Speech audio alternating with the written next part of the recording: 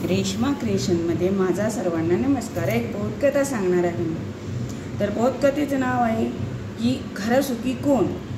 आपल्याला देवाने पुष्कळ दिलं तरी आपण दुसऱ्याची तुलना करायला गेलो तर आपण सुखी राहत नाही।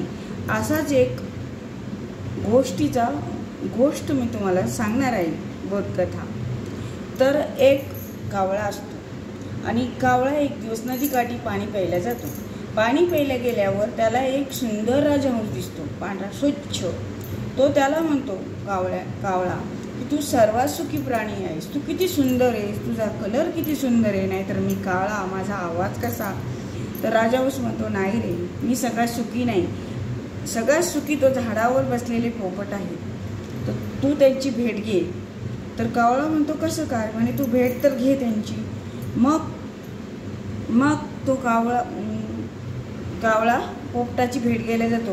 एका झाडावर अनेक पोपट बसलेले असतात, त्याच्यातला एक पोपट त्याला दिसतो आणि तो त्या पोपटाला विचारतो की अरे, तू सगळ्यात सुखी प्राणी आहे। तर तो म्हणतो, कसं काय। म्हणे, तुझा रंग हिरवा, मला एकच कलर आहे, तुझी चोच लाल, तू किती छान मिठू करतो, तुला पेरू देतात, तुला हे करतात। पोपट म्हणतो, नाही, मी सगळ्यात सुखी प्राणी नाही, तसं पक्षी नाही। कारण कसं, लोक मला पिंजऱ्यात बंद करून ठेवतात किंवा मला असं मनसोक्त असं हे करू देत नाही। पोपट दिसला तर लोक माझे हे करतात, पिंजऱ्यात घालून ठेवतात आणि माझा मुलंही खेळ करतात पार। आणि त्याच्यापेक्षा तू मोराला जाऊन भेट, तो सगळ्यात सुखी प्राणी म्हणतो। बरं, मग कावळा तिथून निघतो आणि मोर त्याला कुठंच जंगलात दिसत नाही। मग तो एक ठिकाणी जातो, तर एक ठिकाणी प्राणी संग्रहालय असतं आणि आधी खूप गर्दी असते। कावळा तिथं बसतो झाडावर चढून, त्याला याची मोराची भेट तर घ्यायचीच असते। तर खूप गर्दी असते तिथं। तो 1 तास जातो, 2 तास जाते, 3 तास जाते आणि मग एकदाची गर्दी कमी होती, मुलं बिले सगळे जातात, ते बंद होतं आणि मग कावळा मोरापाशी जातो।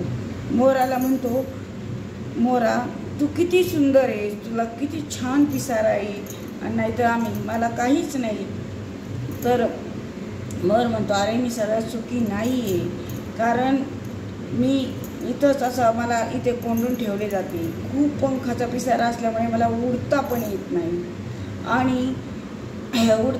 नाही आणि माझी लोक पिसासाठी शिकार करतात, मी खूप धोक्यात आहे। हे ऐकल्यावर कावळ्याला प्रश्न पडतो की सर्वात सुखी कोण आहे। अशा प्रकारे